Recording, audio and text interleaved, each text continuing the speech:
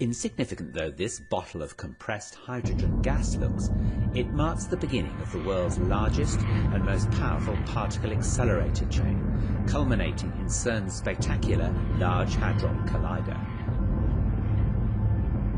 Hydrogen atoms from this gas cylinder are fed at a precisely controlled rate into the source chamber of a linear accelerator, CERN's LINAC-2, where their electrons are stripped off to leave hydrogen nuclei.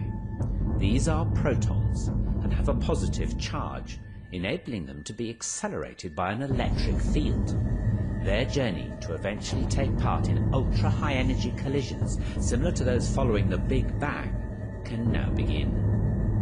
This initial acceleration has caused LINAC-2 to be likened to the lumbering first stage of a huge rocket. By the time this packet of protons leaves LINAC-2, it'll be travelling at 1/3 the speed of light. It's about to enter the booster, stage 2 of the rocket if you will. In order to maximise the intensity of the beam, the packet is divided up into 4, one for each of the booster's rings. Straight acceleration is now impractical, and the booster is circular, 157 metres in circumference. In order to accelerate the packets, they are repeatedly circulated, and the electric field is now pulsed, in the same way that you push a child on a swing each time they reach a certain point. Magnets exert a force on the passing protons at right angles to their direction of motion, and so powerful electromagnets are used to bend the beam of protons round the circle.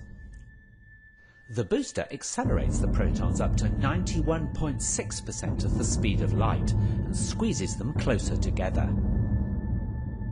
Recombining the packet from the 4 rings, it's then flung on into the proton synchrotron, by analogy stage 3 of our rocket. Let's just follow 2 such proton packets. The proton synchrotron is 628 metres in circumference, and they circulate for 1.2 seconds, reaching over 99.9% of the velocity of light.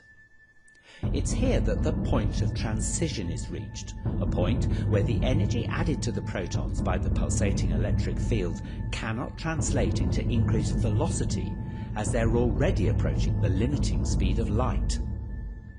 Instead, the added energy manifests itself as increasing mass of the protons. In short, the protons can't go faster, so they get heavier. The microscopic kinetic energy of each proton is measured in units called electron volts, and now the energy of each proton has risen to 25 giga-electron volts, or GeV. The protons are now 25 times heavier than they are at rest. The packets of protons are now channeled into stage 4, the superproton synchrotron, a huge ring 7 kilometers in circumference, designed specifically to accept protons at this energy and increase it to 450 GeV. Soon, the packets of protons will be energized sufficiently to be launched into the orbit of the gigantic Large Hadron Collider, or LHC, which lies between the Jura Mountains and the Alps, and straddles both France and Switzerland.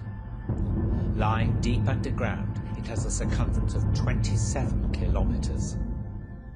There are 2 vacuum pipes within the LHC, containing proton beams traveling in opposite directions. Using ultra-sophisticated kickers to synchronize incoming packets with those already circulating, one vacuum pipe has injected into it protons which will circulate clockwise, and the other protons which will circulate anti-clockwise.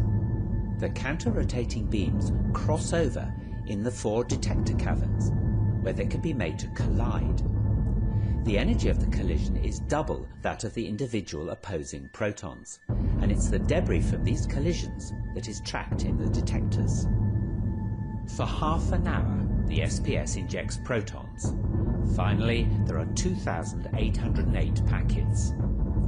During this time, the LHC adds extra energy to each proton, whose velocity is now so near the speed of light that it goes round the 27-kilometer ring over 11,000 times each second, getting a boost of energy at each revolution from the pulsed electric field. Finally, each proton has an energy of 7 tera electron volts, and they're 7,000 times heavier than at rest. The magnetic force needed to keep the beams bending to the ring is so enormous that nearly 12,000 amps must flow through its electromagnets. This is achieved by making the LHC colder than outer space, so that its magnets become superconducting. Now the protons are ready to collide in the detectors. A steering magnet finally brings them onto a collision course. The total energy of 2 protons colliding in the LHC is 14 tera electron volts and reproduces similar states to moments after the Big Bang. Particle tracks from these collisions will be analysed by computers connected to the detectors, and it's hoped these tracks will give a new insight into the very birth of our universe, how our universe has evolved, what governs its behaviour today, and where it's going in the future.